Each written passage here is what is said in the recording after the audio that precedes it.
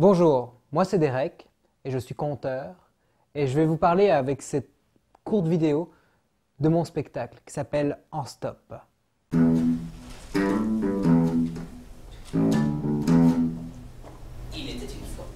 C'est un spectacle donc de récits, donc de récits au sens très large puisque c'est des récits de vie, des récits de voyage, des récits de guerre et des contes traditionnels. Il y a un fil conducteur, c'est un peu l'histoire d'un voyage en stop que j'ai fait. Et j'ai rencontré un type dans une voiture, et le type, il n'allait pas bien du tout. Alors pendant 1 heure, pendant tout le trajet qu'on a fait ensemble, je lui ai parlé, je lui ai raconté plein de choses, je lui ai parlé de personnes extraordinaires que j'ai rencontrées. Donc j'ai essayé de le faire sortir un petit peu de sa bulle, de l'amener à voyager au Bénin, au Maroc ou en Europe. Et c'est cette heure-là que j'ai passée avec cet homme que j'ai essayé de mettre en scène dans ce spectacle. Je m'appelle Lucien. C'est rien qu'à sa voix. J'ai su qu'il y avait quelque chose qui n'allait pas. Alors quand pour la première fois, je l'ai vraiment regardé,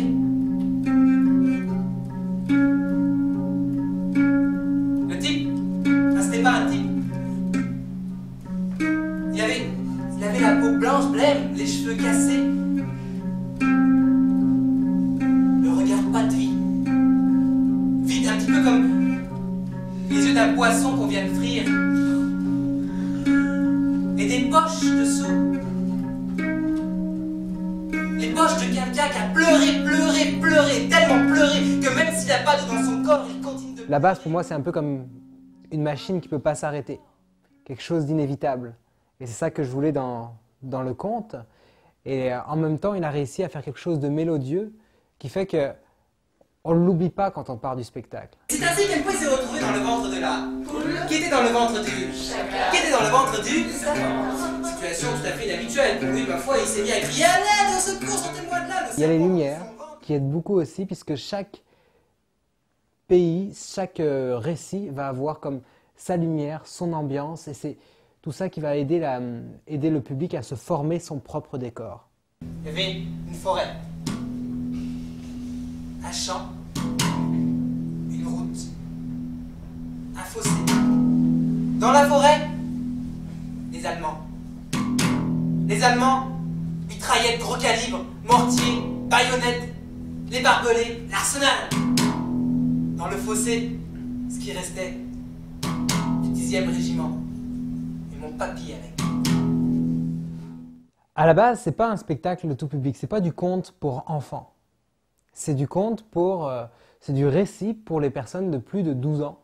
Pourquoi? Parce que on parle des choses et joyeuses, mais aussi douloureuses de la vie. Oh là, ce mec là, ce mec qui veut me tuer, ce mec qui veut me dépouiller, ce mec qui n'est pas net. Alors je prends tout mon courage demain, je sors la technique de karaté que papa m'a appris, je lui prends dans la gorge.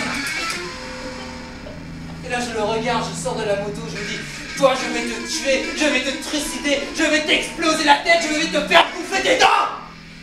Je repars, les fesses serrées, mais je me chie dessus quoi. C'est un hommage, avant tout, à juste 2-3 personnes qui ont été fondamentales dans ma vie. Et j'ai eu envie de parler de ces personnes et de les faire connaître. Et puis de partager un petit peu le savoir qu'ils m'ont donné. Et je trouve que le conte est un moyen de transmission par excellence.